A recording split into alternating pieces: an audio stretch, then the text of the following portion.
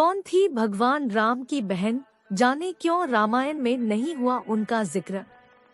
रामायण में राजा दशरथ के 4 पुत्रों का जिक्र मिलता है, राम, लक्ष्मण, भरत और शत्रुघ्न। बहुत कम लोगों को ये जानकारी है कि भगवान राम की एक बहन भी थी, जिसका रामायण में कहीं कोई जिक्र नहीं है।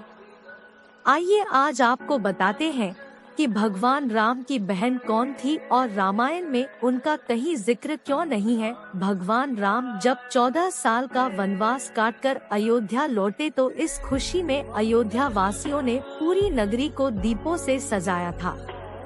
कहते हैं कि तभी से दीपों का त्योहार दिवाली मनाया जा रहा है। रामायण में राजा दशरथ के 4 पुत्रों का जिक्र मिलता है, राम, लक्ष्मण, भरत और शत्रुघ्न। बहुत कम लोगों को ये जानकारी है कि भगवान राम की एक बहन भी थी, जिसका वाल्मीकि की रामायण में कहीं कोई जिक्र नहीं है। आइए आज आपको बताते हैं कि भगवान राम की बहन कौन थी। दक्षिण भारत की रामायण के मुताबिक प्रभु श्री राम की बहन का नाम शांता था।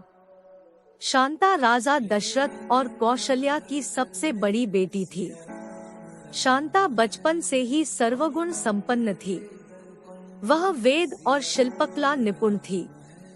हालांकि राजा दशरथ ने बचपन में ही शांता को अंगदेश के राजा रोमपद को गोद दे दिया था।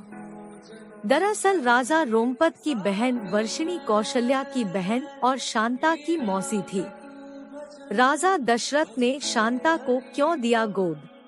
एक बार राजा रोमपद और उनकी पत्नी वर्षिणी राजा दशरथ और कौशल्या से मिलने अयोध्या गए। राजा रोमपद और वर्षिणी की कोई औलाद नहीं थी, इसलिए उन्होंने राजा दशरथ और उनकी पत्नी से शांता को गोद लेने की बात कही।